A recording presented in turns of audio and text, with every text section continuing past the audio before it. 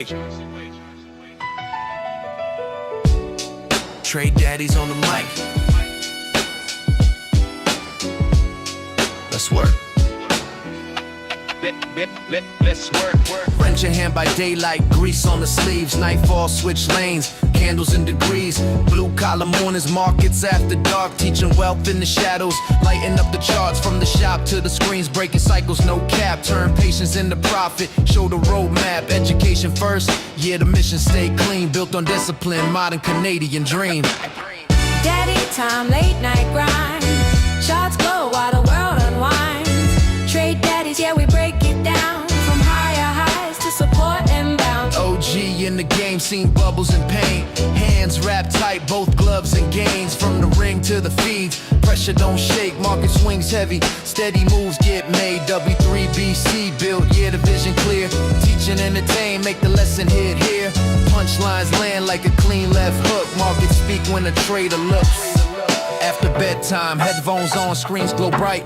Risk defined, patient tested every night. No hype trades, only structure and plans. Read the flow, understand supply and demand. Not promises made, just skills passed down. So the next generation build solid ground. From dads to traders, lessons stay true. Knowledge is power, now pass it through. Who runs the charge? Trade Daddies. Who breaks it down? Trade Daddies. Risk, reward, discipline.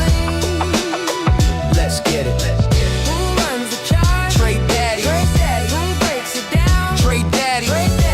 Risk, reward, discipline. Let's get it. Daddy time, late night grind. Real talk for the trading mind. Trade daddies after dark. Read the market, play it smart. Let's get it. Let's get it. Let's get it. Let's get it.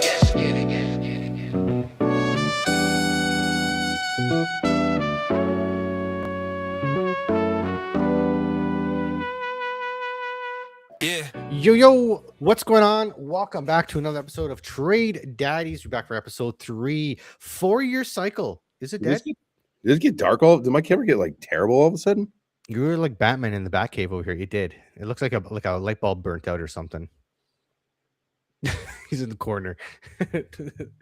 But yeah, man. Welcome back. I hope your week has been good while you figure out your lighting situation. Yeah. Today we're gonna go over the 4-year cycle. The theory, is it dead? I don't think so. I think so. I'll show you. I love this. We're gonna have 2 different opinions here. I love that. Just put on your chin. We'll do the fucking Blair Witch Project over here. Is the 4-year cycle dead or alive? I love that. Oh man, hey, you gotta do what you gotta do. We're on the Man road. just came off a plane. How was the plane ride? What's a plane ride over from Georgia to from Atlanta to Chicago is easy. It was like 2 hours. Like, I don't feel like 2 hours. It was pretty quick. Maybe even a little bit less than that, to be honest with you. I think we had taken off a little late. We were a little delayed, but they made some time up in the air, my brother. Like, yeah, we were cooking. How's winter there? So you're getting snow probably over there now, right? No, thank God, not right now. Thank goodness. Oh, there's no snow on the ground? No. Wow. There was. And I think it melted. I think, if I'm not mistaken, they had some rain or some decent weather, maybe a couple days, like in the 50 degrees, and so the stuff melted here. Now, that's not like, we know talked about, Carrie up in Canada's been, and you guys have been probably getting pounded too, right? We're not as bad as Barrie. We had our big storm, which everybody had in Canada. We still have a lot of snow here. Like it's crazy. Like I pull out of so I have like an alley where like the garages face each other. So it's kind of like just everybody coming out of the garage. When I pull onto the street, I can't even see over the mountain of snow to see the car coming. I gotta like position myself before like to kind of see. It's mayhem. It's just like turn and pray.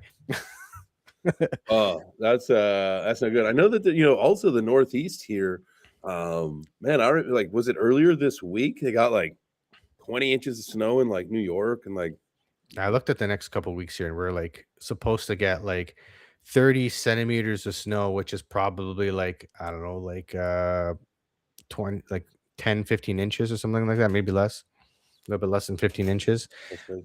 But yeah, so we're gonna That's get. why. That's why. Was it the camera or the Yeah. wrong camera? I'm like, wait a second, dude. Like that looks terrible. Like Was that that looks horrible. Was that like the laptop camera or something? The shitty Mac top. Yeah. No, I brought my good camera with me. I was gonna say you look good now. Look at that. You know, it's weird. Before, if I'm not mistaken, in like the pre-show, it was this one. So that's like when we went live. I'm like, wait, what happened? Yeah, that is interesting. I see we got a beer. I got a No Boats on Sunday original hopped cider. I love me some apple ciders. I don't know how you feel about apple ciders. I love ciders, dude. I should probably be drinking more of them because they're gluten free. It's like Hello. everybody's making fun of me online. Look, I got some Miller Lights here. My mom picked me up some. Look, I can't do the IPAs and the pale ales anymore because it gives me heartburn. And so a nice easy Pilsner, I love it. And so I drank some Miller Lights I put a little picture up on Twitter when we were at the airport. My wife and I had a couple Miller Lights while our daughter had some lemonade and some tater tots. And I said airport beers before we go. Cheers, all that stuff. And I got a bunch of comments of people said, "Where are the beers?" Asshole. Yeah, right, I get it. But all that being said, I would probably be very, very easily swayed into switching over to. I love ciders, cold, crispy, delicious. They're gluten free. It reminds me of summer. You never feel full too. Yeah, no, it's great. It's like adult apple juice, right? Yes, it is. All I need is a swirly straw, and we're good. Sippy lid and a swirly straw. Do you remember those straws you're like drinking? You watch. Not gonna lie, if I could find them, I'd probably get one for myself. Oh, I bet you can get them on Amazon for sure. Oh my god, what can't you get on Amazon? My goodness.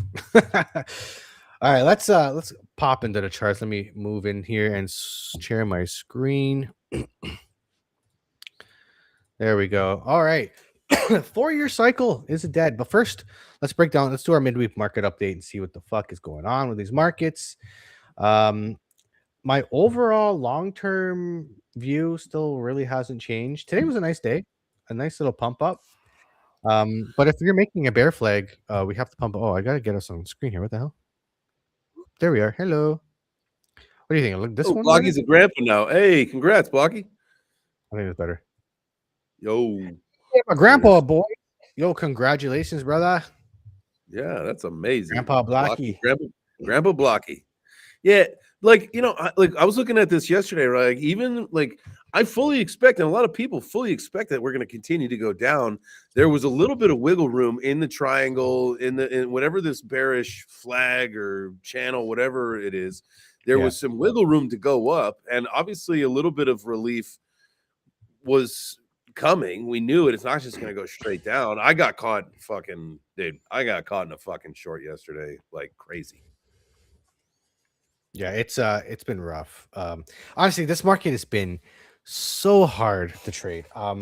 Last week I was getting chopped up like left, right, and center.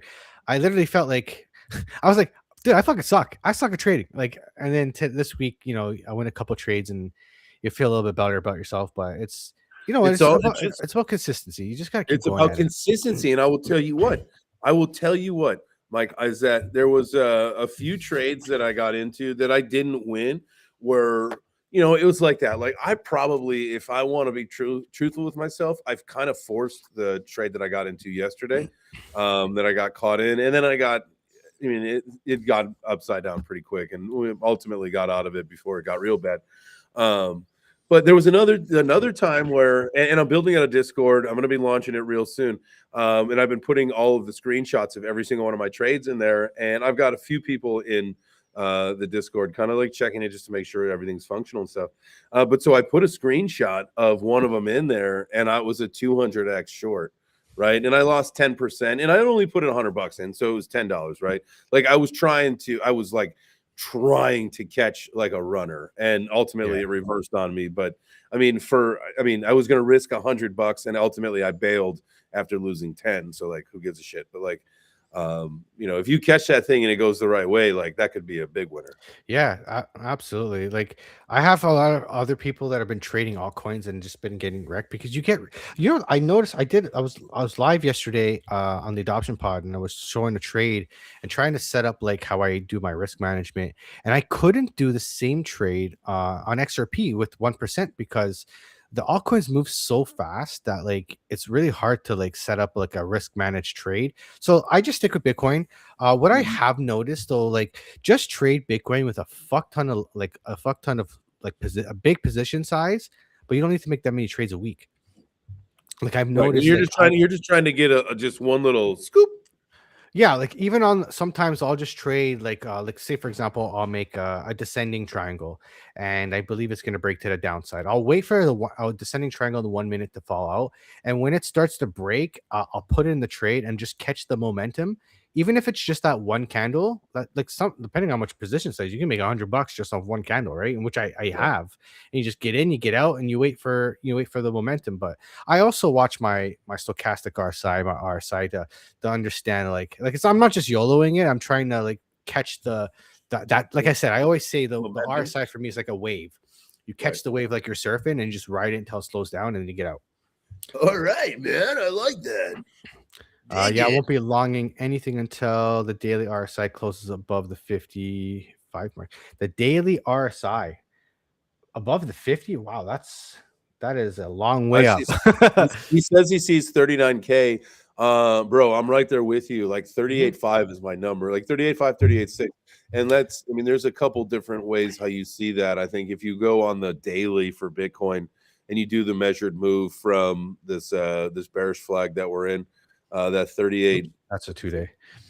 The daily chart. Yeah. So we kind of broke down. I thought we were bearishly retesting. We're back into the pattern now. So do we make a double bottom? We don't have, I was thinking, bearish divergence, but it's not. We still have, price moves up, RSI moves up. So there's no divergence there. So we just got to see this pattern. This pattern brings you down to, 48K. It's not going to go to 39K right away. It'll probably have, come down, consolidate for a bit, and then go down. So I'll show you my other chart of where I think it's going to go. But first, let's move down. We'll do our top down for today, and then we'll move into like the longer term thing in that 4-year cycle. So again, this one's still in that that bear flag. If we go to the like the 2-day, or sorry, the 5-day, and we'll go to the 3-day, same idea. Broke down. You can almost say in the 5-day that we broke down. We're bearishly retesting it now, and going to come down. But I will tell you, the stochastic RSI is on the bottom, and the RSI is on the bottom. So we could have how much lower can it go, kind of a thing right now. Well, like you're also the MACD starting to lose bearish momentum. Maybe we just come up a little bit and roll over. Maybe we come up to the 200-day moving average and coming down. Like my model is the 21-day crossing the 200. And then we make a flag back to the 21, and then you go up. So if you flip the chart upside down here, it almost looks like my model is about to play out. 21 crossing the 200, price will come up, and then we'll short. Price will short, and then because this chart's upside down, and then it come back to 21 and pop off. So it looks like the model's playing out. But the only thing that's kind of pausing me is that RSI and stochastic are low. They're oversold. So that could tell me we can still have some upside here still before we eventually roll over. Right. And if we look at the volume, I mean, it's tough with that volume though, right? Because you don't really can you go up with volume? So right here is the visual range for volume VPVR. Right. So we're kind of fighting with this right now. So if we get above 70 here, there's a little bit of a gap before we have a lot of volume again. What's the volume like going up? I know like volume down, like you're gonna like in between like the big spikes is usually like that's going to be a resting spot. Is it the same thing for going up? Like if there's not a whole lot of volume, just imagine you just breeze right through it. If I look at just like normal volume, so this is where like a lot of volume has happened before.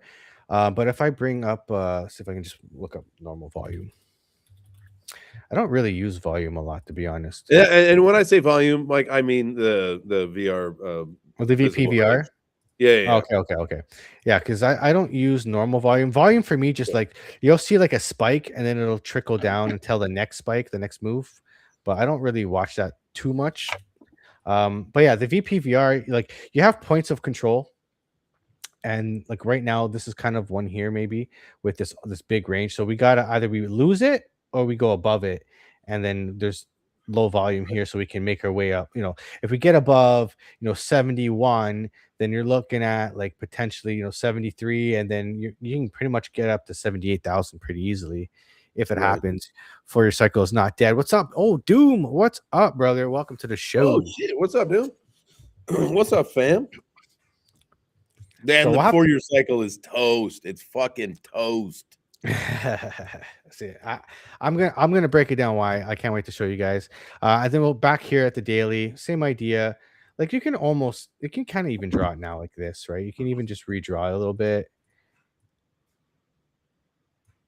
Yeah, I'm still with it here. Still in the pattern. It's back in the pattern now. So we'll see if we can lose it. Even when I draw my lines, like you always give a little bit of wiggle room on some of these candles. Well, if we're going wick to wick here, then it's like this, right?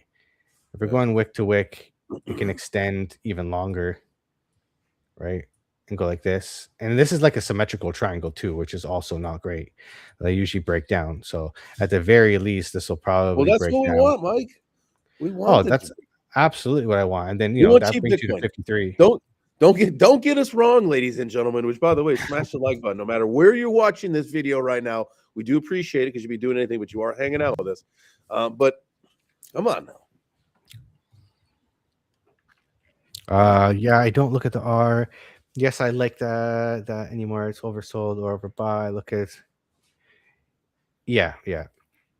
The way I look at RSI and stochastic, they're just oscillators. The price will go up and down. It'll oscillate. Price can move sideways. And like, for example, you can have the RSI and stochastic go down just by having sideways price action. And then same thing, with price action moving up, you can go up slowly and have it go up. So like, I look at it as just oscillators. Price will always oscillate up or down, up and down all the time, depending on, the RSI. But I really, again, especially for the small time frames, I trade those to find small little moves up and down.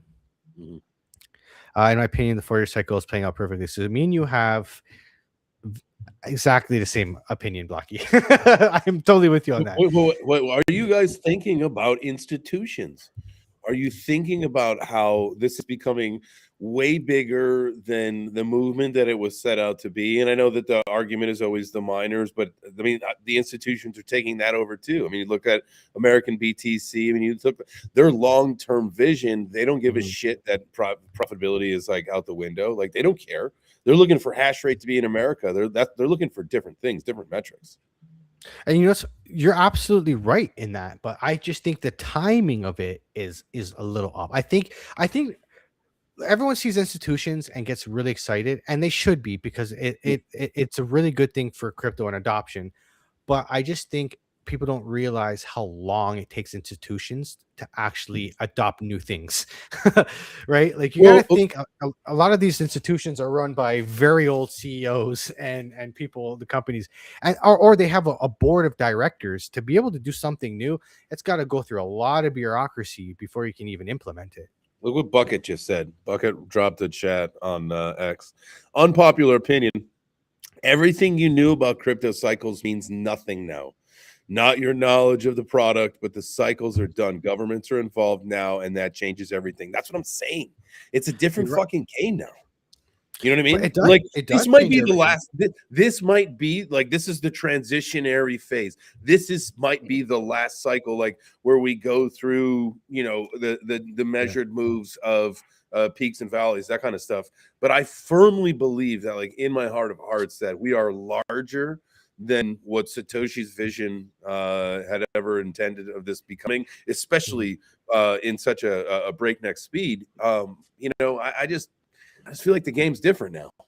I'm starting to play with the idea that this bear market could be much shorter than we anticipate.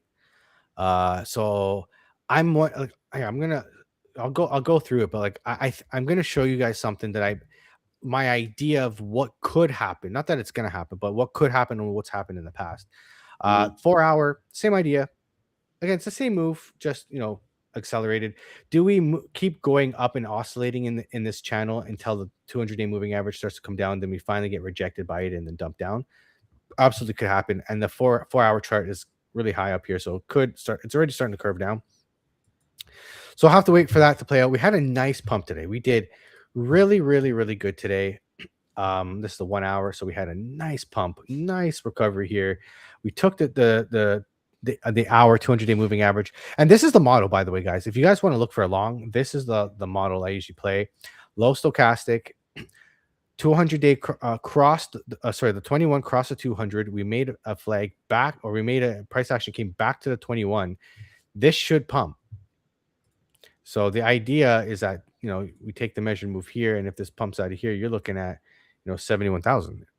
Low stochastic, RSI. It was overheated, it came down, could curl back up again, but you've made a little bit of like a fallen wedge here. So we've come back to 21, and more often than not, it pumps. Mind you, we did pump all day, so this could just fail. But above the 200-day moving average on the 1 hour is pretty good. So and I'm looking. That looks really bullish. Do you have this reversed? No, I don't. I flipped it back. That looks really bullish.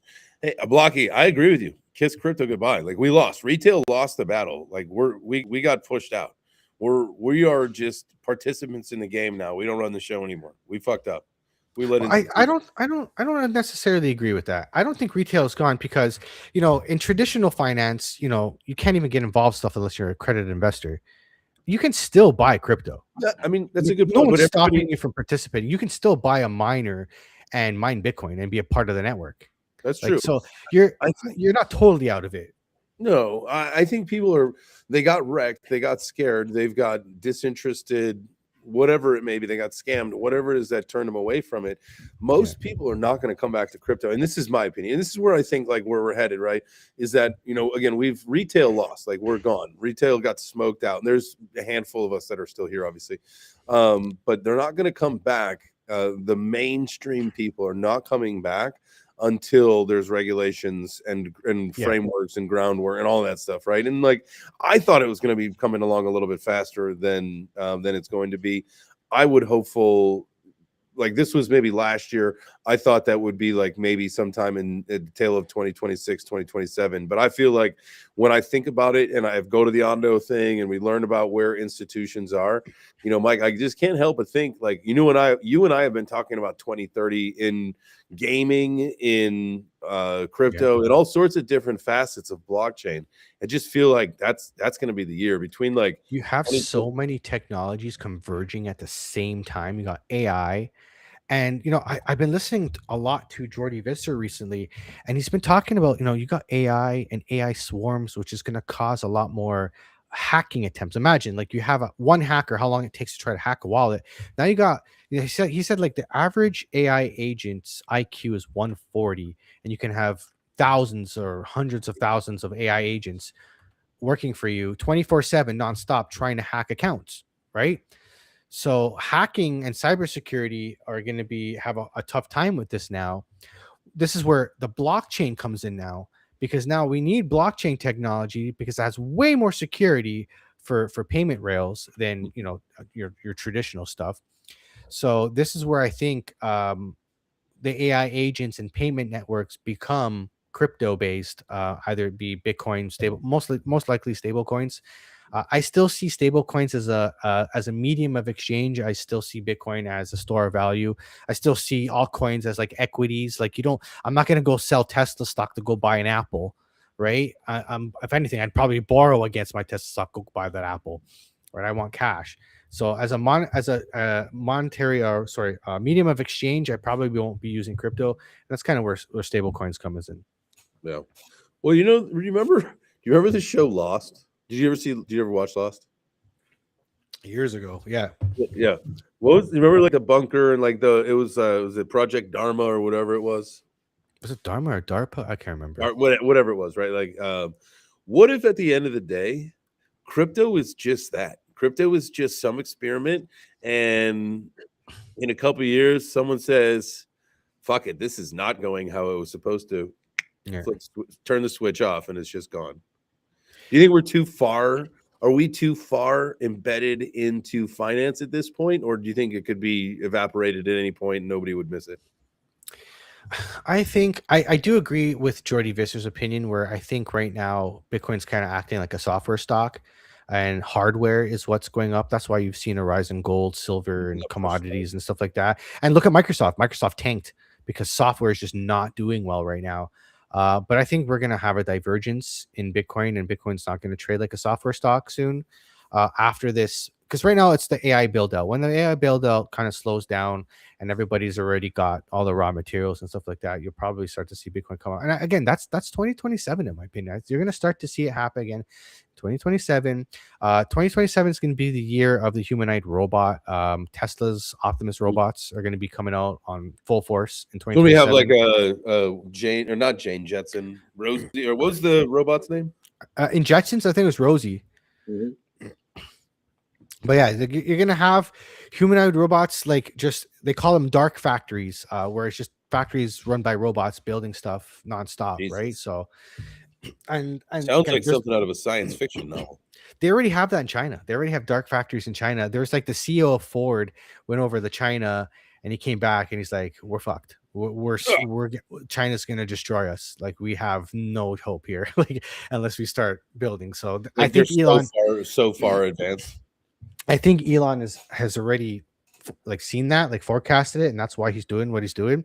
Like, he stopped. They just discontinued the Model S and the Model X, No more because they X. want gone. So they're using that the part of the facility to build the Optimus robots. So they're not making the S and the X anymore, which kind of sucks because I really wanted like that. That was the car I really want, is the X. Yeah, But with the wing, I, with the I just doors. can't fit in my garage. Yeah, like, come on, like, how cool is it? Hey, my door's open like this. Like, that's You I know what? literally They're the only probably reason gonna why be. I want to buy it. Do you think they'll be cheaper now, or do you think they'll be more expensive? I think cheaper because cars technically, typically reduce in value It's over time, not right? an So, appreciating asset typically. You're right. Mhm. But they have, by law, I believe you have to make parts for 10 years. When you make a vehicle, you have to have support for it. So there'll always be parts because there's so many on the road. So the good thing is, like, if there's less parts from Tesla, there'll probably be a lot of third party aftermarket parts will be a little bit cheaper for people to buy. But yeah, back to Bitcoin. Yeah, I think we could have a nice pump up on here on the 1 hour. I'm going to show you what I was talking about on the 15-minute. So when I was on, I was looking at the strategy, and again, you guys can chat, tell me if you've heard of this. So the idea is to find when the market opens at 9:30 for New York, you find the first 15-minute candle that closes. So today, what's today? Today is the 25th. So we'll look at 9:30 right here. Okay, there's this candle here. So we had this candle right here at 9:30. So I'm gonna put a line at the top and a line at the bottom of the candle. So if I'm long, the idea is to wait for a break of the top of this candle and a close above it. So we came up, we came all the way up to here, we retested it, and the entry would be like here, and stop loss probably somewhere in the middle of this candle here. And if you got that trade today, it fucking ripped like up to the 70,000 basically today. Okay, And say this one more time. So you find the first 15-minute candle, and you put bookends on it, top and yeah, bottom. so you wait for the candle to close. Okay. And then you put lines on the top and on the bottom of it, right? So the full range. And that's your range here. And the idea is you wait, if you're bullish, you wait for it to go up and then come down and retest it. And that shows if the bulls are in control. And then this candle, like this continued down. So this candle went down, went all the way up here, came down, continued going down, and then went back up. So that retest right there, that's when you get in. You could have even gotten in on this green candle here because it was a full candle close above the break. Right. And then you get in this candle with your stop loss below this candle. And then you ride that thing up like literally all day today. We went up. So I didn't trade it today. I I'm observing this. I'm gonna observe it for probably like the next couple days to see how accurate it is. But like, man, I wish I traded it today. It would have What's up, crushed. brothers? By the way, I love my IPAs. Yo, I Bunju. I used to love IPAs, man. They give me heartburn now. I'm just That's like crazy. I'm an old geezer. Mhm. Life's not fair. Stay Dude, young. I love spicy food, but like my body just says Love it. no, Love no. it. I will Especially jerk dude. chicken. So good. I actually had some jerk chicken last week. I was thank goodness I didn't have any heartburn because it would have been a rough night if I did. But us old dads over here just complaining Hey, about daddies. heartburns. Talking about Fuck, I'm gonna heartburn. buy some. This Tums a public company. Can I buy some stock in Tums? Oh, I'll tell you, Tums, the smoothie brand of the Tums are so good. All right, let me look at this. Okay, so I want to just make sure I got this right. Sorry, let me And go it back. could be, and it's whatever your bias is based on what you think the activity of the day is, right? Yeah, exactly. So this is like the trading range. Again, I don't know. I'm just trying the strategy. I just kind of saw it. Mhm. I'm playing around with it. I don't know. I can't speak to its accuracy, but today it played out really well. I'm curious to see how it does throughout, the next couple days. Like tomorrow's going to be Thursday. Thursday, Fridays are like not the nicest day to trade. I find the best days to trade are Monday to Wednesday, the New York time frame I just watched between. Sam's stream. I was watching Sam's stream on Monday. He said he doesn't trade on Mondays. I thought that's He that trades seems on cool. Mondays, but at night. Like he At doesn't night like on Monday. Monday. He will not trade in the morning on Monday. That's So we call it false move Monday on the live there because whatever happens on Sunday it kind of screws you around on Monday. So like Monday night is usually good, and that's exactly when I made like $300 yesterday trading. I didn't even realize it. The volatility that I was trading was because of the State of the Union yesterday. dude. I didn't even know that was going on, and then someone said it was just Same. like Trump is pumping Bitcoin. I was like, wait, what's happening?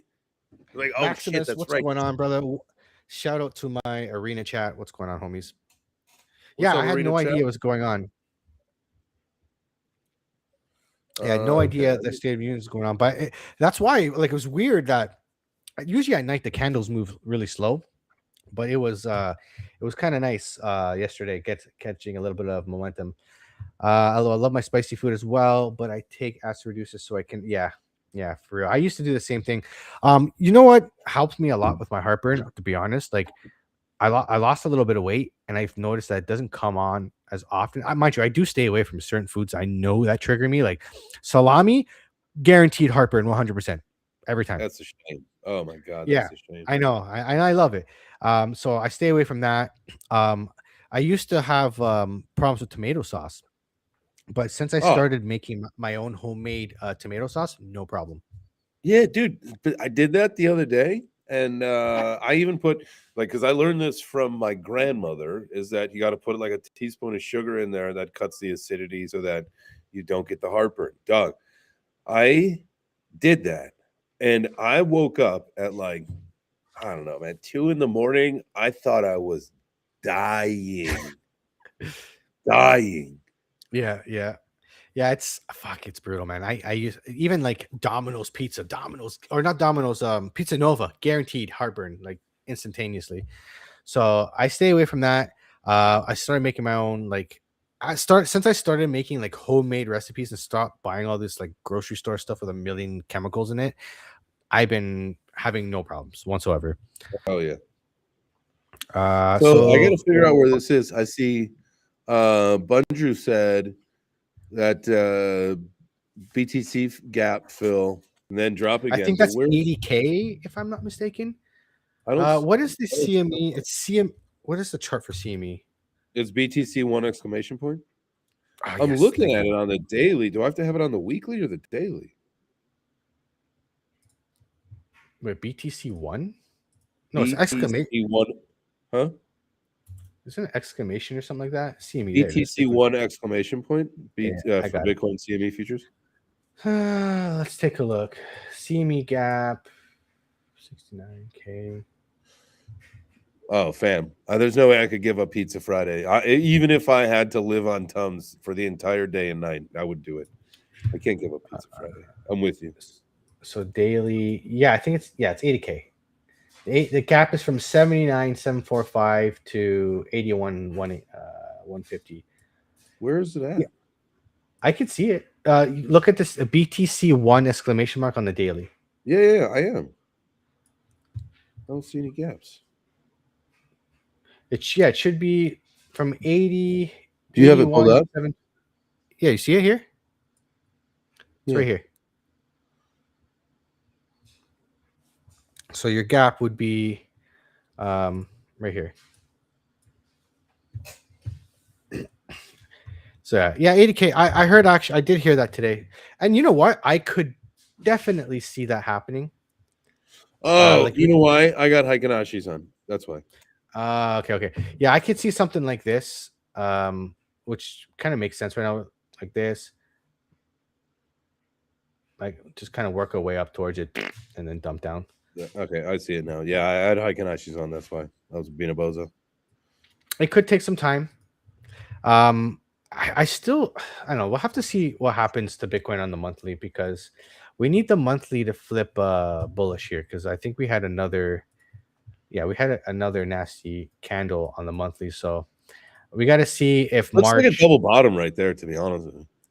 What you would like to see is a tweezer bottom. So you want, on the monthly, you'd like to see March turn green and do like a tweezer bottom or a bullish engulfing candle and come up. So if we can get that, excuse me, you can get a long on the monthly if you wanted, and just start below this candle here and write it up. But I'm not sure. I'm not sure if I want to do, because a monthly trade right now. Honestly, I just been scalping. I haven't been doing long term trades, because I feel like there's been a lot of like pump and dumps and like a lot of chop. I just, like, here's the thing, and I feel like you definitely feel the same way as me about this, with taking the profit off the table, taking the money off the table. Let's live to fight another trade, all that stuff. And like, I've had too much PTSD where I'll stay in a trade too long and the market reverses on you, and you could be up $400 or $500, and all of a sudden you're down 300. You're like, what the fuck? Like, it just happens. You just like, and if you look at the charts, man, we have just been, I think, even during the pump, like, we would pump and then give it all back, pump and then give it all back. Like, we've just been doing that for so long, where it's just like, yeah, if you were to stay in a trade for a week, you might, make a lot more, but you could also get totally liquidated, or you've got the pressure, or you got the liquidation sweats or whatever. Whereas like, man, you get in a trade, you plot it out, you get in a trade, you go up, you get out. Yeah, there's no definite direction that the market wants to go. So when it finally figures out where the hell it wants to go, that's where you can get in a little bit of a longer trade. You're just taking stabs at it. Like, you want to trade the daily, you can take stabs at it if you believe it's going to do that short. Like we had, for example, we have that short on the daily. If you wanted to play the daily, you can put your pattern in here, and you can play around with it, right? You put it in symmetrical triangle, dump, and you can get in here and then short it down. Like, so this would have been a good pump to short, right? If you're bearish, but you're risking getting stopped out, right? Like, I like to go with the flow, I guess. You know what I mean? As the market moves, instead of like thinking, oh, it's gonna go do this, it's gonna do this, I'm just gonna plot it out, and when it happens, I just react to it and just get a trade in and just go with the market, swim with the whales, as they say. Yeah, so let's get into the 4-year cycle, and kind of like my long-term thing on what I'm thinking. Where can we see bottoms? Where can we see tops? What did it do before? So I put some lines here, and we see here, and this goes from the top. These are basically the tops. So it's 4 years. We have 2018, and then 2021, and then 2025, and then potentially, if it happens again, you're looking at 2029. So this is kind of what I think could possibly happen if we're bullish and we have bottomed already, and we think that like it's not the shorter bear market, and that we bottomed. I think we can potentially do something like this. And this makes, I almost wonder if this bear market is going to be similar to this, where we had our top, we come down, and we come and we touch the 200-day moving average on the weekly, right? Which is what we did in 2017 to 2018, right? We didn't actually lose the 200-day moving average until the COVID dump. which was very quick, like done, down and up, and that was it, right? Uh-huh. So we could have something like this, a double bottom, and then then from there, from the COVID dump, it was all up, right? All gas, no Well, like a brakes. V-shaped recovery, right? Yeah, absolutely. So that's kind of what I think could happen this bear market, where we've already had our first bottom, and we probably will bottom again sometime in, like, October, November of 2026, or maybe September, October of 2026. And that might be that's where we actually lose the weekly 200-day moving average, because it will trend So up. So does that mean that we can flip our bias from, because like you and I are both bullish, but like I've been on a bearish bias. Like I've been in a short mentality where, I mean, that's Yeah. why I got caught in a short, because it's like, oh, this is just a quick correction and then we're going to short again. It's just like, oh, fuck, we're at 70K. For me, when it comes to trading, man, I am just like the door swing all the time. They're always changing. I'm always open to every possibility. This is what happens when you watch the life for as long as I have. You start be like, it can do this, it can do that, and then everyone's like, just pick a direction. Like, you're saying it's gonna go up and you're saying it's gonna go down. Like, how much? Like, bro, like that's how trading is. Like, I mean, that's how crypto is. Like you could literally be going up 1 minute and then the next minute just like, I'm going down now. it's like, people say, trading is not gambling. It kind of is, like, and so is investing, because, like, by definition, gambling is putting your money into a position not knowing what the outcome is. That's gambling. You don't know, right? Like, you can invest your money in Tesla. You don't know if it's going to go up. It's more likely that it's going to go up because this, and that, but you don't know. So technically it's gambling. Can I ask you a question? Yes. It's just you and me here right now. No one is paying attention. It's just you and I. Our wives are certainly not listening. With that being said, would you consider marriage to be a gamble? Yes. Everything's a gamble in life. You don't know what you're getting. You can get a crazy lady, man. Dude, I'm not going to tell. I'm going to be honest with you. A good chunk of where you end up in life is who you marry. Oh, if you don't marry right, your life can be fucked. Absolutely. Right? Absolutely. So sometimes you got to cut your losses. Hey, congratulations. I know. Look, we've spent enough time with each other's families to know, like, we both are jackpot winners. So. Oh, absolutely. Minor King, what do you think? Feelings on the USA Olympic win? Huge hockey fan here. I am too. Dude, there's a lot of players on the USA team that I love. I'm a Toronto Maple Leafs fan, and my captain won, the Olympic gold medal. So I'm not upset about it. What I am upset about is I didn't like the idea that it was like 3-on-3. That's not really hockey. I would have loved a nice, exciting, grindy game, 5-on-5. Last goal takes it, and like the intense, the urgency is there when you have 5-on-5. Like when you watch the Stanley Cup finals, you have 5-on-5. So that's the only thing I kind of wish we had. They kind of cheaped out because they wanted it to end fast, right? Like they didn't want a long game going on for the Olympics, which is kind of stupid, right? And it never used to be like that. Like that's why you had, the golden goal for Sidney Crosby. But what are you gonna do, man? Like they lost the USA. It's you. I feel like when it comes to the Olympics, it's Canada, US, Canada, US. Like, you know what I mean? Like it's gonna be one of those two. Yeah. And it just so happens both the men's and the women's team in the US won it. Yeah, honestly, like, the USA women have always done really well against the women. Like they've always dominated the women and stuff. Like, so that was not a surprise for me. But yeah, again, like I was just happy that we had a really an entertaining game. I didn't want it to be a blowout. I wanted a nice, entertaining game. It was exciting. We got what we got exactly what we like. We couldn't ask for better. Like that was perfect. We had a big break. The first time the NHL players have been back in many, many years. We got a really entertaining game. Super happy about it. Facts. I agree. 5-on-5 with time constraints. Yeah, maybe like you can even do like 2 periods of 5-on-5, 20 minutes, and then you go to shootouts. It's kind of like what they do in soccer, right? They do like 15 minutes one half, 15 minutes the other half, then you go to shootouts. So I don't know. I'm sure they could have done something, but like that's 3-on-3 is like if you lose possession, you're fucked. That's basically it. And the USA team had a way better goalie than Canada. Canada's goaltending was kind of garbage compared to the US. Well, he did win the Presidential Medal of Freedom. So is that what it was? Yeah. I guess it's I don't know anything about this. I've never been up for it. I've heard about it, but I don't know the qualifications of it. But in after seeing this stuff, it's the highest civilian medal you can receive. That's awesome. Like, yeah, man, I give it to them. And Jack Hughes, good player, and he lost his teeth to score the goal, so he did good. That's dude. It's so funny to like, and I know let's get back into the 4-year cycle after this, but like, it's so funny to me to see all the videos and the commentary about Hughes and like how he lost his tooth, stayed in the game, won the game. But if it was LeBron James, he'd have been out for 2 seasons. Yeah. See, I'm not one of those Canadians where it's like elbows up, screw me. I love Americans. I have really good American friends. I love the States. I admire the States.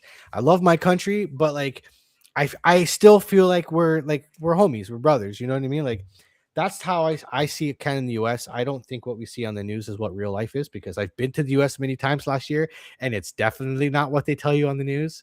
No, the news is garbage. No, man. Like every time I've gone to the States, I've had nothing but nice, friendly people. And to be honest, I kind of like it a little better, because I feel like Americans are more likely to have a nice small talk conversation with you in the elevator or something, where I feel like in Canada, people are a lot more reserved to themselves and kind of like depressed. Like, you know what I mean? So at least because I live in an urban setting, maybe it's different if I go up north. The people are probably a little bit more happier. Just when you're in the city and it's like that busy life, like people are just like they're not happy. like I don't know, you're at NFT NYC. Like New York is crazy right now. I don't even know. Like I don't even go down to New York anymore. No, yeah, like I go to New York a little too much maybe. We used to live there. We got family there. I got a bunch of friends there.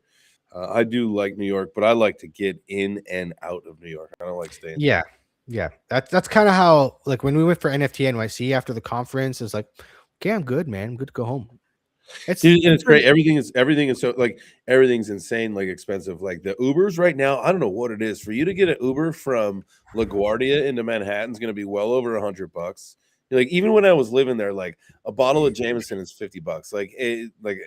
Everywhere else it's like $20, but in Manhattan it's $50. Like, Manhattan, living there, being there, doing all that shit's like going to Miami Beach. Like it's fun every now and then for just a few days. And then it's time to go.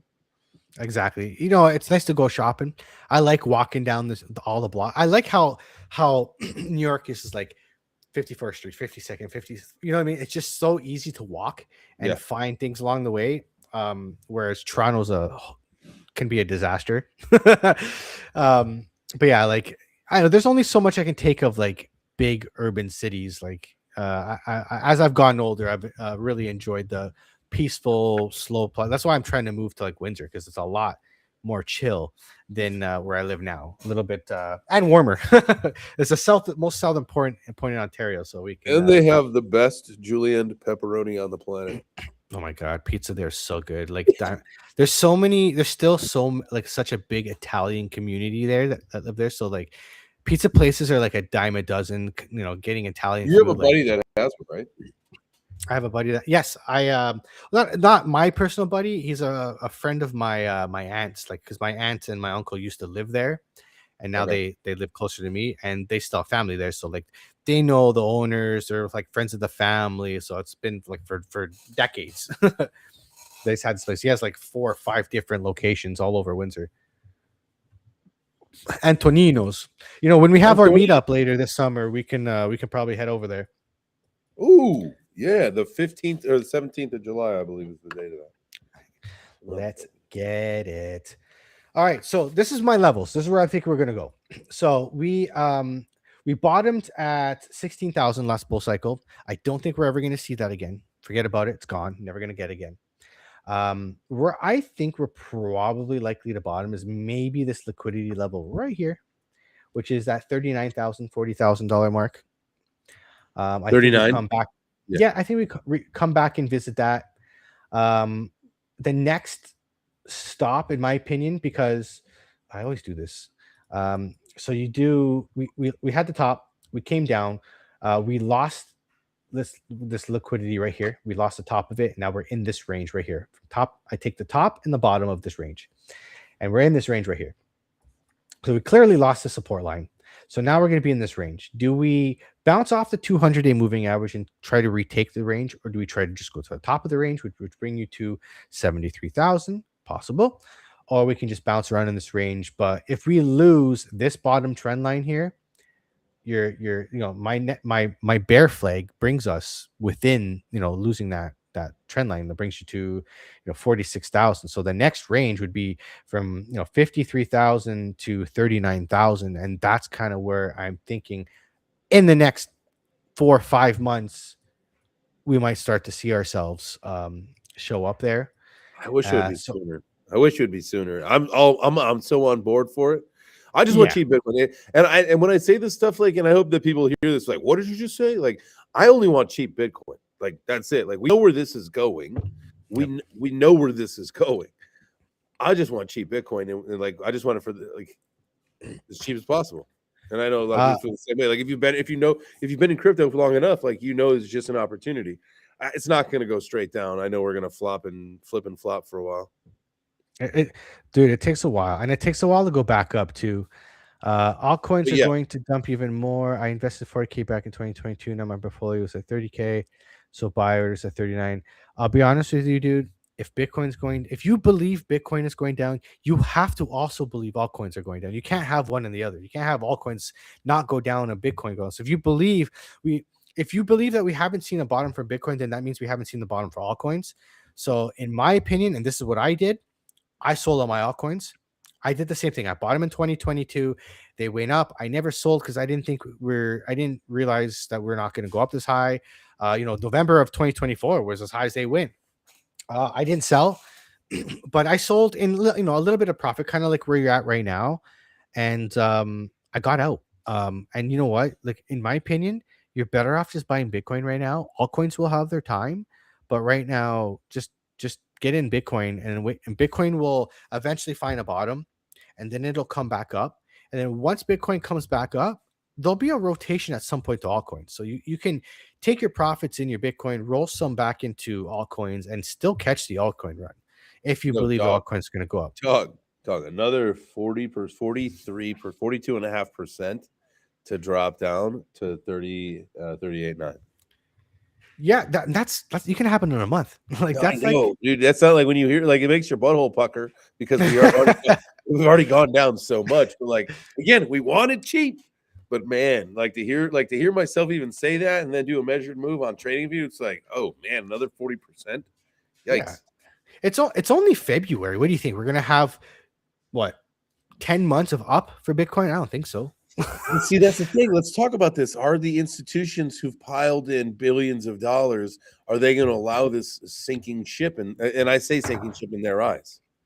So let me also ask you this question. Do you not think these institutions that haven't got in want this point to go a little bit lower so they can get in? Of course they do. Plus the ones that have gotten in want to get more cheaper, and they want their buddies to get in. 100%. Remember, the banks haven't even got in yet. And the banks, again, if the banks don't adopt this and get in, Coinbase, Binance, they're gonna eat their lunch. They're gonna destroy them. Crypto.com just got named a charter bank. That's right. That's another one. I just read that the other day that they filed for it. Did they actually get it, or they just file for it? I think they got it. I think they got it. And you know what? Like, I'm not a big fan of centralized exchanges, but I like Crypto.com. I like the CEO. Like, I think he does good stuff. Chris is a good guy, but I just don't like the thing where they they reverse the 70% token burn. Like, that just is crazy. Hey man, they're gonna do what they're gonna do. They're centralized exchanges. I'm not a centralized exchange user, maybe just for on and off ramping, but they're a pretty good product. They offer some pretty good products. If you are a fan of centralized exchanges and you want to use them, because there are going to be some people that want to use them, they're not bad. I still have my credit card, my crypto credit card. If I want to spend some stable coins, I just toss it on there like a prepaid Visa. I like it. Like, I'll still use it for some stuff. Like, they've never been bad. I was using them when the FTX thing came around, and thank goodness it wasn't one of the things that caught up in it. Like, if you're going to use a centralized exchange, that's probably one of the better ones. Yeah. But for me, like I'm I cold think that storage kind of guy. I like to be in full control of my crypto. You know what I mean? 100%. Like I have no problem like We're OGs in this talking stuff. to the government with the banks and telling them how much crypto I sold and doing my taxes properly. But I don't need like every transaction like. Hey, they don't need to know everything. You know what I mean? It's because they don't ask me, which is the irony of this too. Is like I can do a $500 crypto transaction. They're like, where did this money come from? They call it the travel rule in Canada. Where'd you get this money from? If I send $500 to my bank, they don't care. You know what I mean? Like if it should be treated the same way. If I bought $500 worth of Tesla stock, they don't care. They're not asking where'd you get this money from. Like, so I feel like it's like a double standard. You know what I mean? When it comes to crypto, for some weird reason. Absolutely. Absolutely. You think we'll see? We've probably talked about this on the morning show before, but do you think we'll see brick and mortar crypto.com banks or like Coinbase as well? Like start like some of these integrations will have to be, brick and mortar places so that people feel comfortable enough to go somewhere.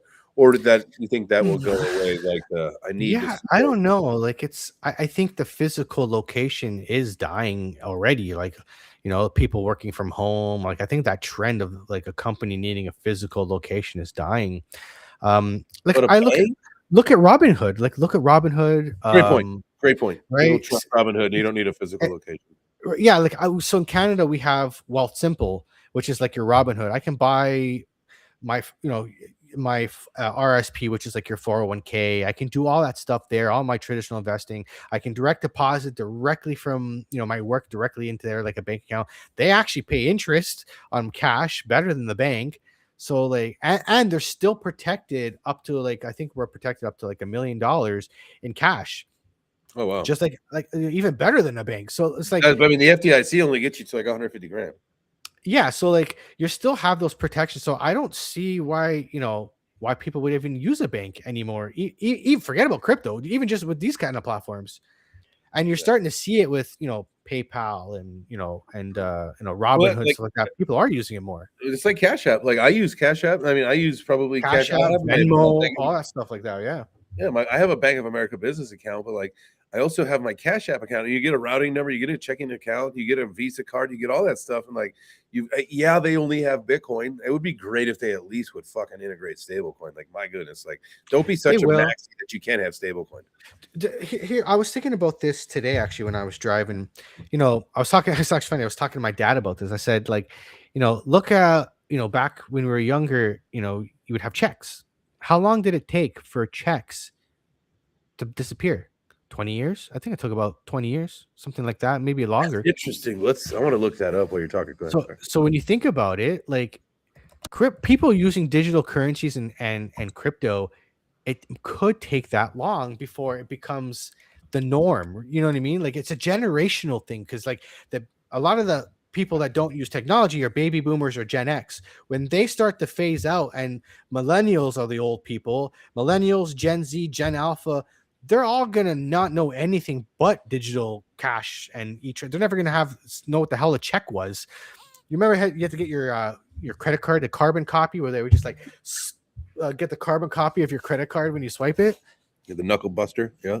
They don't do that anymore. Like how long was that technology around for? So that's the way I look at Bitcoin and crypto. I see it as a much longer thing. Like I don't think even in our lifetimes we're gonna see the day-to-day like mass adoption for crypto. I think it's gonna be our children that see it and are using it on the day-to-day. So I still think we're super pioneers, man. Trade daddies. We absolutely. Absolutely. So really quick, here's a little history in case I didn't know any of this.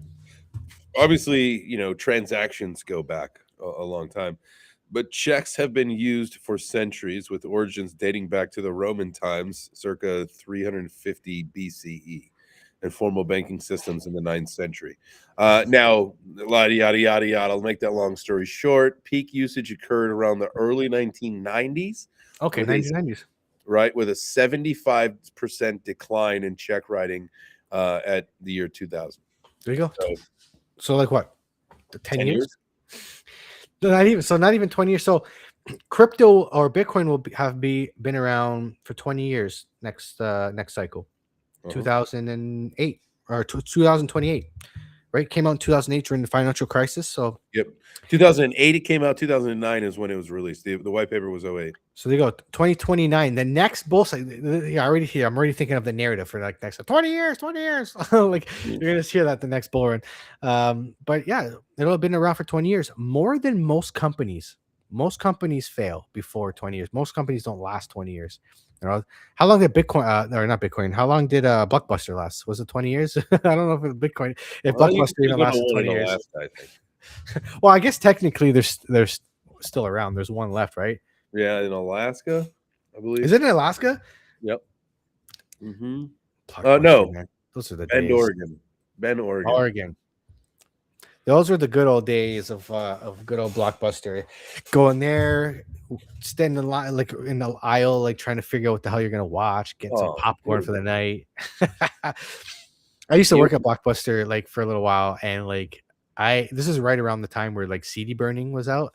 Dude, I burned so many DVDs. Oh my goodness. I can get 10 free rentals a week.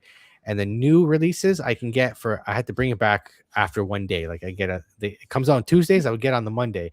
So I burn them all.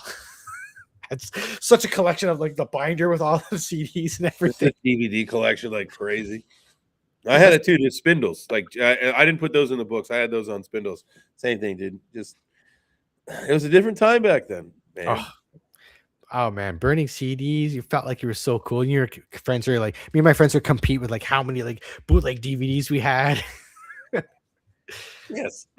Yo, Mike Lowry, what's going on, brother? Lowry in the building.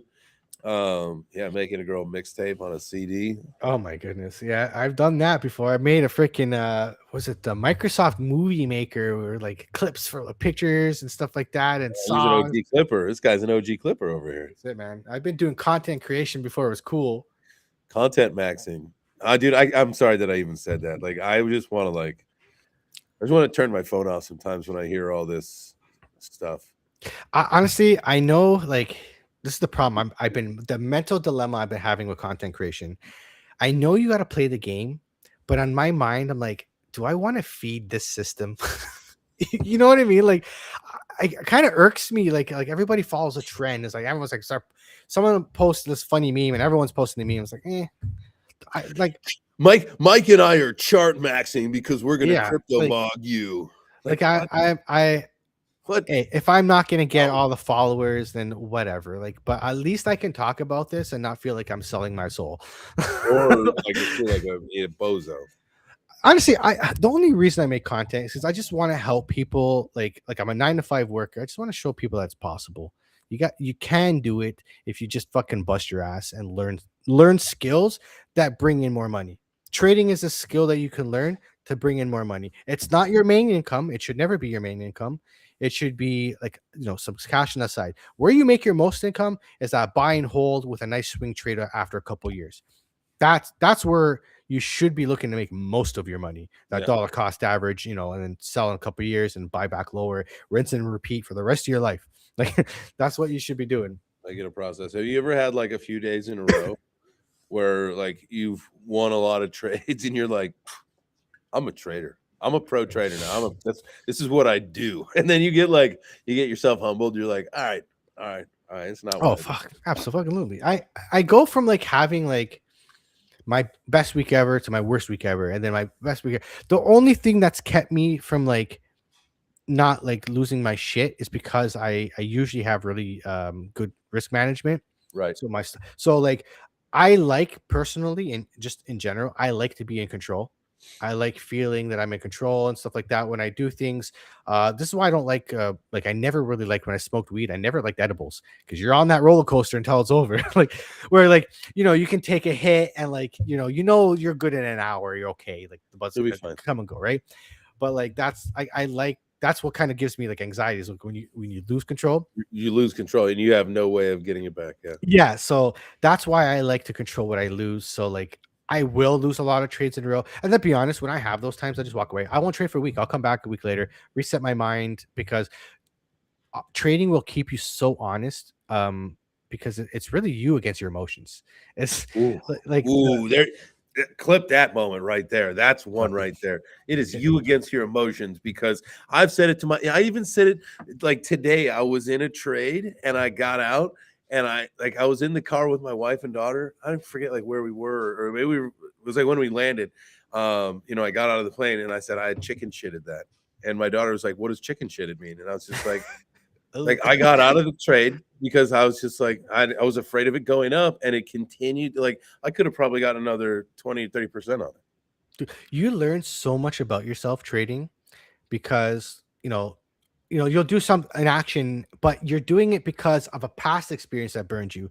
And this is why like keeping a trading journal, or even like a mental, like just really reflect on when you do trades. Like I still do the same mistakes over and over. I'll do a trade, I'll get it, and I'll get in too early. Oh, I'm gonna front run the model, like I see the model coming, and then I'll get fucked, right? And I'm like, when I get screwed a couple times, I'm like, that's it. I am not trading until I see that model, and that's it. And then when I get back to basics and I start just trading my model like I'm supposed to trade the model, I do much better. Yeah. Mind you, I have a trading group that I'm in, so I can lean on them when I don't know what the fuck's going on. I can lean on the lifer, and I have that in my back pocket, which is kind of nice, because sometimes I'll be just like, I don't know what the hell's going on here. It can go either way. So Yeah. And honestly, sometimes it's better just sit on your hands and do nothing. I've learned that too. Like it's Absolutely. but I'm not perfect. I still, even like I've been watching Sam Price for like almost 2 years. He still makes, I can still see him chase trades. He'll never admit it, but he still does stuff that like he probably wouldn't do if he was. All of us do. It's just part of being a trader. Sometimes you're gonna take, you're gonna take that little extra risk. I feel like it's gonna go up. Is it the greed inside the human? Is it the opportunity that like what is it? Because again, you could have, I've got really, really good discipline. For the most part, right? But there are just those times you're like, fuck it, I'm going in. Like you go against your system. The dopamine of the trade is hard to fight. Like you're fighting the natural human chemical reaction that's happening. This is why trading is so hard, because for some reason when it's money, like I don't know, like we as humans just act differently when there's money involved.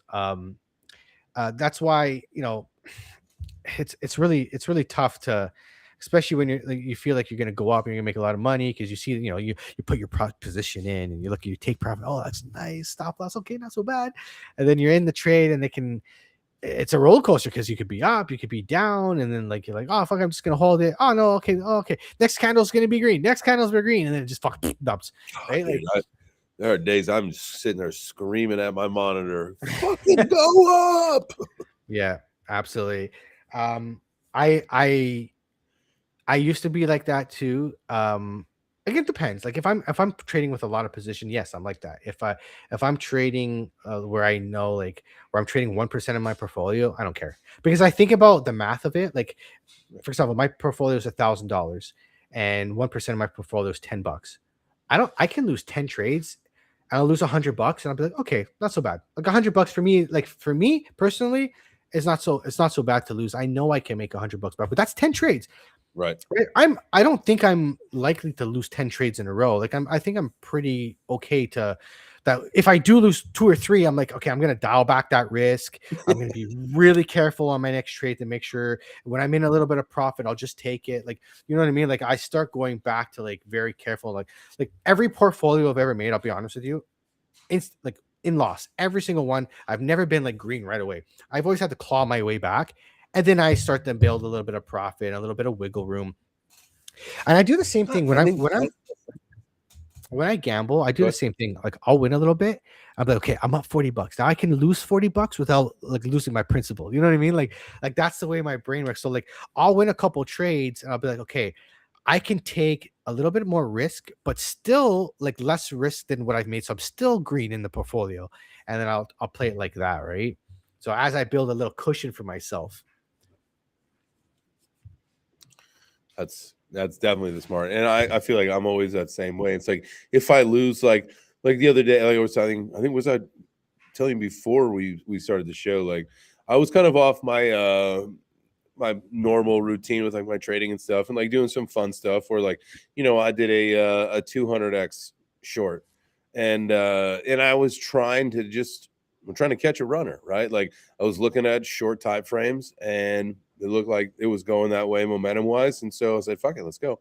And I only risked $100, but my stop loss was 10%. So really, I was only risking $10 with a bigger upside, and at the end of the day I got stopped out pretty quick, whatever. But You know what I like to do that's helped a that's lot dopamine. That's a emotionally? dopamine hit, right? Huh. I get into a trade. If it starts going in my direction, like we get a nice candle up, I'll move the trade to break even. That way I can walk away now and I don't feel any emotion because I know I can't lose. Yep.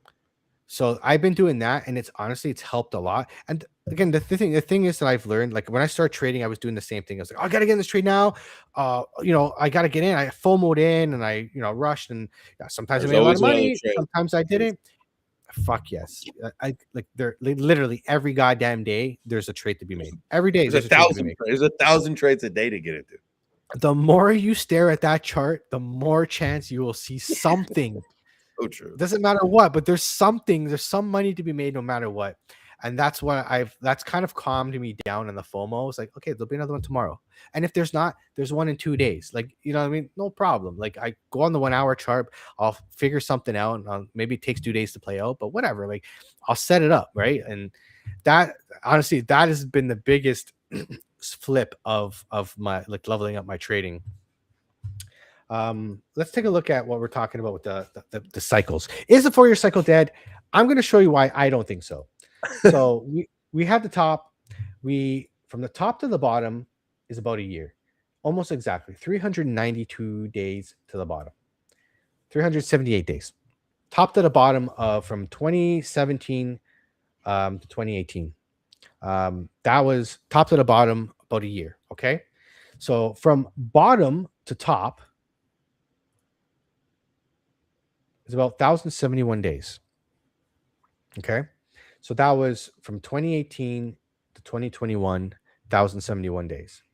Now we look at top to bottom again from 2021 to the bottom of 2022 was 392 days. Like again, don't quote me on it. I'm not being, let me zoom in so I can make sure I'm a little bit more accurate here. So top to the bottom from 2021 to the bottom of 2022 was 392 days.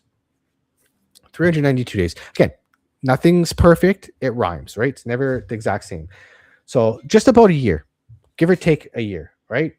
So twice that's happened, right? And then we go from bottom to top of 2025. I believe the top is right around here. 1,015 days. No, sorry, that's not right. Top is right here. 1,071 days. 1,071 days from bottom to top. Right? So my anticipation, because when something happens in the past, it's more likely to happen in the future. Doesn't mean it's going to happen. It's likely to happen, right? We want, again, trading and everything is all about probability. Trading is all about probabilities, right? Everything's a probability. Every trading pattern has a percent of success and failure. Everything is probabilities. That's why it's kind of like gambling. Top to bottom, let's go 300 and we'll go 90 days, just give or take. November of 2026, you should have a bottom, right? If you go a year, then it's October of 2026. Could be the end of October into like November, but 392 days brings you to November 9th. And then if you were to anticipate, so we should see a bottom. In theory, we should see a bottom around November 9th. Yeah, October, November. That's give or take. That's kind of where you're going. So if you look at November 2026, let's go to November, September, October, November 9th. Now 1,071 days again. 1,071, right around here. That brings you to October of 2029. give or take. It doesn't have to be exactly. It could be September, could be August, could be November, could be December. See, you're getting a season. You're like you're not going to be perfect, but you're going to be a hell of a lot closer than just guessing it. So that could be the new all-time high of Bitcoin in November of 2029. And if you look at the Just bottom so you to know, the top, really yes. quick, I marked on my calendar. Market bottom, stream 225, called by Mike. Let's go, and then we'll see if we're right come the end of this year, and then maybe we'll have a real Santa rally this time. Dude, that'd be sweet, dude. Doesn't this also look like we're building a Head and Shoulders? On this one here, the weekly. Yeah, we have one shoulder. We're building the we've got the head. We're about ready to go down into the armpit. You see it? So that's head, like this head here, shoulder. I see the head and shoulders like this. Like this is the weekly. I thought it was going to be like this, but the shoulder kind of came down here. So I think the head and shoulders was actually here. Shoulder, head, shoulder. And we did have the dump. I don't see your mouse moving. You don't see this moving? There, now I do. It wasn't before. Yeah. So I think this was the head, shoulder, shoulder here, which we did have the break of the neckline, and we're already moving down. We're moving down right now. Yeah. We've already made like the move essentially on this head and shoulders would be like this. Neckline's there from the top. Yeah, like the move, it would be 56,000. So again, it doesn't have to hit it perfectly. So I think that move may have played out already when we touched 59,000. Now what we're doing is we're consolidating before we make the next leg down. So however long this consolidation is for, it could be months, could be 3 months, right? And then I still think we're going down, 47,000, 46,000. When do we get there? That's the only question, right? We are clearly in a downtrend. I don't see any sort of reversal yet. You think it's just going to be sideways chop for months? It could trend up for months. Like it could go March, April could be nice. There'll be opportunities then. That's really all it's getting is that there'll be chances to make money trading. Yeah, maybe they'll be selling May walk away, and then that's it. The next leg is the bottom. You guys in your cycle, stop it with the May and walk it.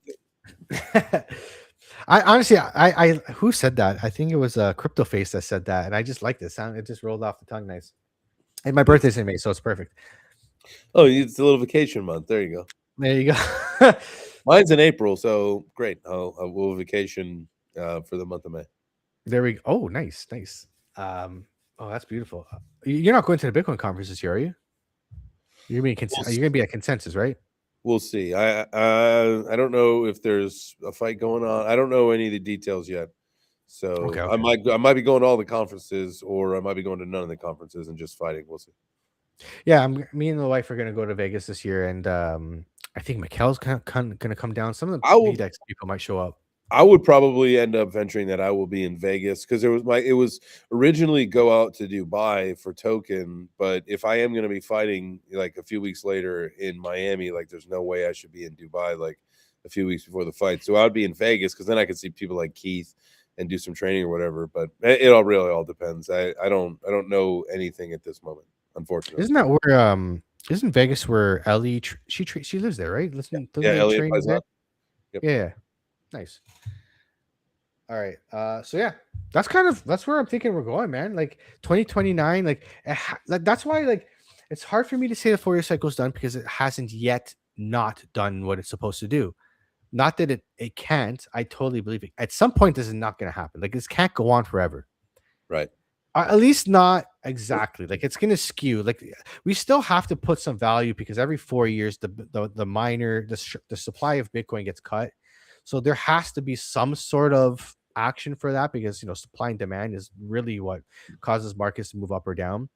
So I almost wonder if a part of like when there's more adoption to crypto, when everyone's using Bitcoin, there's more demand for Bitcoin. Maybe we see that supply shock even more aggressively. Maybe it happens more, right? Like if there's more demand, like right now, for example. every 4 years we have the supply of Bitcoin getting cut in half. That comes in, the new supply coming in, so it's depreciating. Right. Even if you have the same demand, price should still go up because you have this same demand, but there's less supply.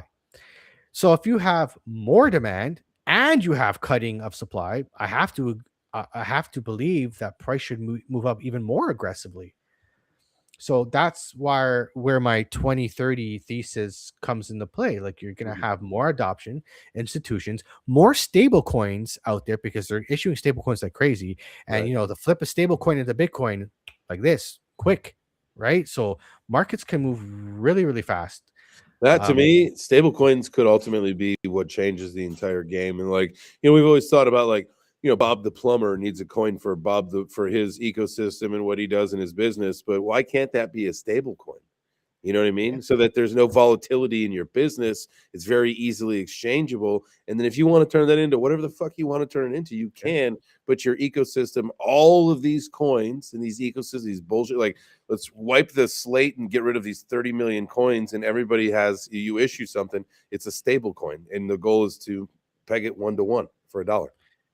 Absolutely. And then again, I go back to that generational thing. You have, a lot of baby boomers going to be, passing on.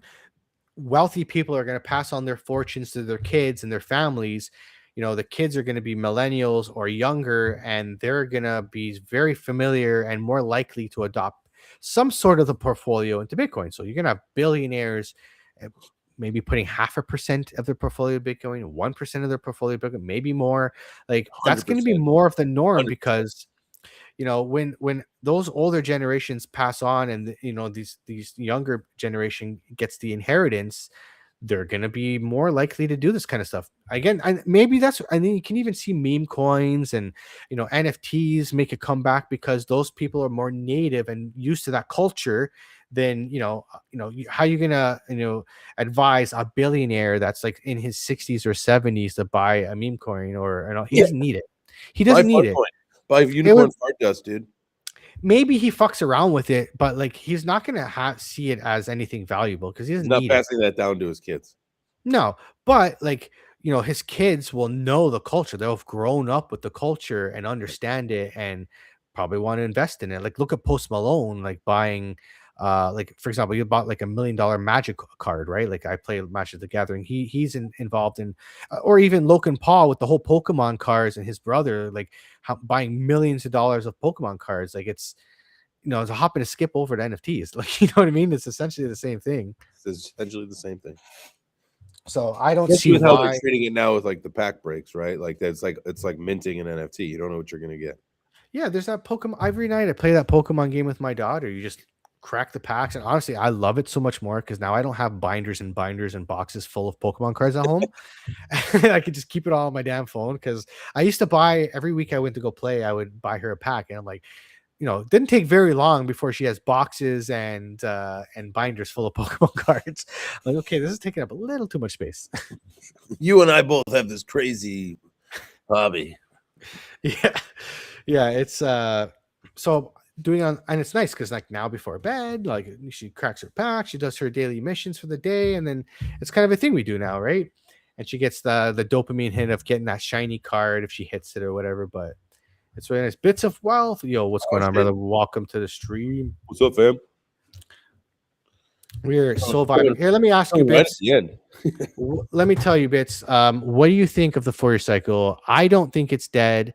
I think it's literally just played out as it has in the past. I'd like to hear your opinion. Jay Change thinks it's toast, like fully I done. It's either toast or this is its last cycle, and then from there Yeah. the institutions take on. Yeah. That's See, it's hard for me to argue with that because I kind of believe that too. Like, it could be, it's not.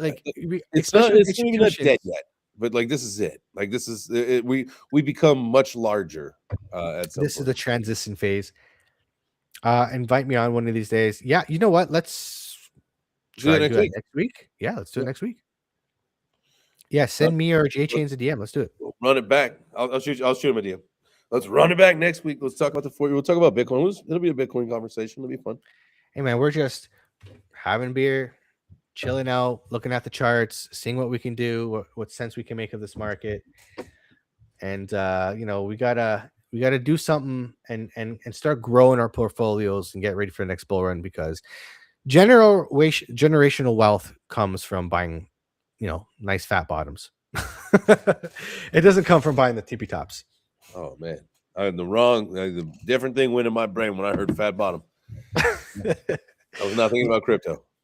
Some just nice. There's nothing better than a nice double fat bottom. A juicy chart and a juicy tart. Ooh, all right, tart. This is the after hour show. Enough of this. That's it. I'm waiting for that 1 hour to like pop off. Let's go. I want it to. Okay, so really quick, everybody's got some homework tomorrow. This is not a trade. This is not what we're trading, but we're all gonna like test this out. 9:30 a.m. Eastern. Oh yes, let me go back to the 15-minute chart. Actually, I'm curious, Bits. I'd like to hear your opinion on this. Again, something I was just messing around with today. Some sort of strategy I heard. I don't know its validity. I just wanted to see it today. I didn't even trade it today. I just want to observe it. So the 15-minute candle, right when 9:30 opens. So here we go. Here's the 9:30 candle. So the idea is you mark the top and the bottom of the candle after it closes. If you're long, you're going to look for it to break and then come up and retest and close the candle above the break, and then get into a trade and then stop loss below, and then you write it up. That's the idea. It would have played out very, very well today. I don't know how valid it is. I'm going to observe this for the next probably week or so to see its accuracy. But I'm curious to think of your thoughts. I know there's something I don't. This is my next thing I'm going to be studying is fair value gap. I want to start learning fair value gap. So what is something fair value gap? I don't know if I could explain it very well, but from what I understand, there's like when you have a pump up, there's like 3 candles, and you want price action to come back to the fair value gap, which is like the middle of the middle candle, to get back to the middle candle before price moves back up, kind of like a retest. So I think that would be it. So you'd have like candle, then another candle, right, and then oh god, and then my drawing is horror shit. And then this like that, right? And then you want price to come back to this candle here. Like so price come back to this candle here, and then you get in there, and then if you believe it's bullish. So that would be the idea if it's possible. Interesting. I like FUG for sure, but that setup seems like a play on a little high range. Yeah, I don't know. I'll be honest with you. I was looking at Instagram, and I have a lot of trading like things on my Instagram, and it kind of piqued my interest. I'm like, hey, you know what? Let's take a look at it. Worked really nice today, but I don't know. I'm actually looking to take another trading course this year, so I'm gonna be learning fair value gap, AMD, all that kind of stuff. Also, the sweep of previous day, a higher low, previous week, higher low, etc. It reminds me. It's like the VWAP thing. Take a look at the VWAP indicator. Flopping Grover's got it's called the leapfrog. I'll tell you what, man. There is something to be said about that thing. It acts like a magnet, and sometimes when you don't think that it would make sense for that price to go hit that VWAP from the previous day or whatever, and it does, and you're like, all right.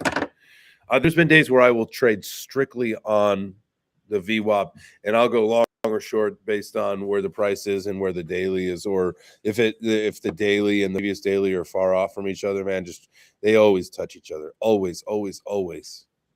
See, and that's what's so hard for me. Like, there's so many people have strategies that work for them. Like, I started watching the Lifer, and his model just clicked for me. Like, that's kind of why I trade it, because like it's something that was like moving averages for the most part, right? Yeah, it's the moving average. It's his scalping strategy with the 200-day and the smooth moving average. Like, it just made sense to me. Clicked. Also, I took a trading course too. But yeah, there's so many other strategies I just want to add more tools to like my tool belt. You know what I mean? Like I want to Absolutely. learn as many strategies as I can and try to figure out like, different ways to trade because sometimes when, if I'm only trading one model, like sometimes you get stuck because it doesn't happen. You kind of don't know where you're going. But if you have other things like other skills to fall back on, you might be able to see something that you wouldn't have seen before because you didn't know about it, right? Yep. So that's kind of where I want to try and like 2020. This is what I do in the bear markets, guys. I go back to learning. Like I start spending money on investing in myself books, whatever the hell it is. Because we got time now. We got time to chill. Like, Bitcoin's not going to be making all-time highs anytime soon. Things have cooled down in crypto Twitter. So, the builders Cool build. down. Cool down. Ugh. Yeah. Crypto Yeah. Twitter's Like, a shithole now. yeah. Well, yeah. Fuck. I know. It's like barren. It's like going down the alley and you get that nasty hook. I am just so thankful. I'm so thankful that my algorithm has it keeps me grounded. I get to see your stuff. I see Carrie's stuff. I see like normal things. I did make the mistake of like clicking on a couple of those grok put me in a bikini things, and then like That was funny though. dude, my That was algorithm, actually funny. I like the when people post those kind of things and you see like the Optimus robot with a cigarette like taking a break. looking like what's his name? I'm tired, boss. Man, people are just crazy. Yeah, I clicked on a couple of those, and all of a sudden, my algorithm was destroyed for a little bit. Have you seen the someone with AI made the scene in Star Wars when it's Anakin and what the hell's her name? Um the princess, not Leia, the other one, Amidala, Princess Amidala. Nope. So there's a scene where they're sitting there and like it's like the whole meme. It's like it's like we need more data centers for AI, and she's like, "Does cure cancer, right?" And he pauses, and she goes, "We're gonna cure cancer, right?" And it zooms out, and she's like, huge tits.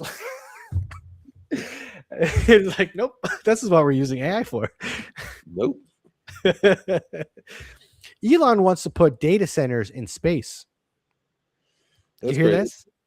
So he wants in the next couple of years to put data centers up in space, kind of like the ISS, right? Like the International Space Station, floating data centers in space that will use solar power to power themselves, and I guess you don't have to worry about cooling. Yeah, so we got some crazy shit we're gonna see in our That's lifetimes. In the next like 10 to 15 years, the world is gonna be unrecognizable. Would you take if it was like not a money issue, it was just an opportunity, would you go into outer space and not the suborbit bullshit that like Virgin does now, like actual outer space? Bro, I can't even go on a fucking roller coaster without feeling sick. Ain't no way you're going on a rocket ship to the moon. Bro, I No went way. on like a roller coaster with my daughter like what, last summer, and when the roller coaster stopped, I felt like my body hasn't fully caught up, like it came back, like you know what I mean? I needed a couple seconds to recover, and yeah, I don't know, space. I mean, maybe if I'm wearing a fucking diaper, I don't know, I'm gonna definitely shit myself. We're going hyperdrive. Yeah, I can just Oh, imagine. man. That's funny. Yeah, I don't know. Yeah, maybe I will take an edible before we do that. I would definitely before we got like you got 5 days till you're at the moon. Be like, all right, dude. I'll see you in 5 days. We're gonna have to talk to Carrie and get some Yeah. get some I was stuff. just gonna say, you know what? I know somebody that I need to talk to before we go on a 5-day journey. I'm gonna take my own little trip before we take this trip. Oh god. Maximus, what upstream starting? Let's see the Fourier cycle. The Fourier cycle, I don't believe it's cooked. You missed it. We went through the whole damn thing. We have to come back next week. We're gonna run it back with Caesar. We're gonna run it back, so we'll go through it again. But I don't think it's cooked. That's the TLDR, and J Chains thinks it's cooked, or will be cooked next cycle. It is currently what's that the example? Is it the frog in water, right? The frog, like they don't know they're in boiling water. Oh, Is that the frog or the lobster? I think it's the frog. Frogs or lobsters, whatever it is, man. We'll go frog. I think it's the frog. The frogs, we are crypto is the frogs in boiling. Bitcoin is the frogs in boiling lobster. The 4-year cycle doesn't know that it's cooked. It's being cooked, and they don't know it quite yet. You know what?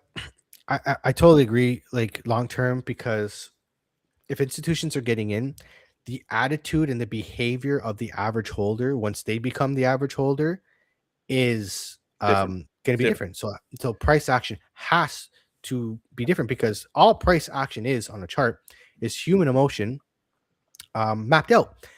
But eventually, honestly, you're probably just gonna have AI agents just fucking trading the market. It's gonna be it mostly is bots, anyways. It's mostly automated. Can we be the ones to train the early AI agents to watch for this? And so when it happens, they just go to work and train all of the other AI agents our system. I want to try this. Like with I built an AI rig for home. I want to try. I just haven't had time to sit down and actually like fuck around with it. But Did you do the Claude bot thing? I did. I started like making like a Telegram bot. Like me and Mick were doing vibe coding on one of our episodes. So I want to dive more into it, and I want to use OpenClaw to see if I can make a trading bot somehow. I don't know what the hell I'm doing. I'm gonna vibe code the whole damn thing. So we'll see what I can do or what the capability is. At the very least, I'm gonna use it to help me with content creation and videos and I'm just tired of paying subscriptions for tokens. So now I'm gonna do my own shit. Yeah. Hell yeah. I just want to buy more Bitcoin. Dude, that's it. All I want is Bitcoin. I gotta just find ways to just get more Bitcoin. That's it. That's it, man. And if you guys are into mining is a really good tax advantage way to, again, it's better if you're gonna buy a miner, you're gonna get more Bitcoin just buying Bitcoin, but you're not gonna get depreciation and expenses where you can write off on your taxes. So as a part of your portfolio, mining could be an advantage. It's almost like owning rental property, the same tax benefits, but you don't got to deal with tenants or lawyers. Ooh, that's nice. Luca, what's going on, brother? Luca's in the building. Welcome to the chat. Luca's in the building. Right at the end. Perfect timing, my brother. Perfect. It's like you come into class, you try to sneak in, but it's like you make everyone sees you coming in. It's like, oh, yeah, no, I was here the whole time, man. Yeah, just like hear him scraping the chair across the table. Sorry. Oh, yeah. Well, hey, dude, that's a good one. It was fun. It was a good stream. I like it. We'll see where it goes. We'll see in a couple months if my prediction is correct. If if November, my phone's gonna tell me too. I set an alarm. Yeah, I'd love to hear the reminder. It'd be nice, a nice little pat on the back that I actually know what the fuck I'm talking about. Or not. We'll see. But even if it's within a few days, we're gonna count it as a win. Honestly, even if it's within a month, like who cares? Yeah. Like I don't need to time it perfectly, but as close as I can get to that bottom. Remember, it's not about timing the market; it's time in the market, and that's what we'll leave with you with. It's guys, time for us to go. Thank you so much for coming by. We'll see you on the next episode of Trade Daddies next Wednesday, 9 p.m. Eastern. And we're going to have Bits of Wealth on the show potentially. Yes. So maybe hit us up in the DMs and we'll get you on. And we'll see you guys next week. Thank you guys so much for watching. And we'll see you later. See you.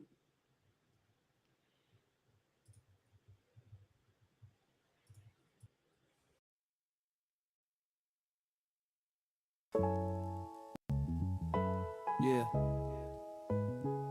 Another session in the books. Trade Daddies. Let's close it out right. Yeah. From the charts to the couch, we appreciate your time. Every view, every share, that support is a sign. Late night learners building wealth slow. Plant seeds today, watch the legacy grow. We don't flex hype, we invest in the grind. Teach discipline so you level your mind. If the game gave value and the message hit deep, run it back, tap like, let the algorithm speak. Trade Daddies, yeah, we here every week, dropping gems, keeping structure unique. If you vibe with the movement, help it expand. Like, share, subscribe, build the brand. Trade Daddies. Yeah, we teach no cap, real dads, real trades, real talk on the map. Yeah. No promises quick, just knowledge and reps. Risk managed tight, calculated steps. From beginners to vets, everybody can learn. Market cycle spin, patience earns. So salute to the viewers, community strong. Independent thinkers, moving along. Hit subscribe if you rock with the show. Turn alerts on, don't miss the flow. Don't miss the flow. Who keeps it real? Trade Daddies. Who builds the skill? Trade Daddies. Like it up, share it wide, subscribe and ride. Daddy time, knowledge climb. See you next week, same grind. Trade Daddies, after dark. Stay disciplined, play it smart. Trade Daddies.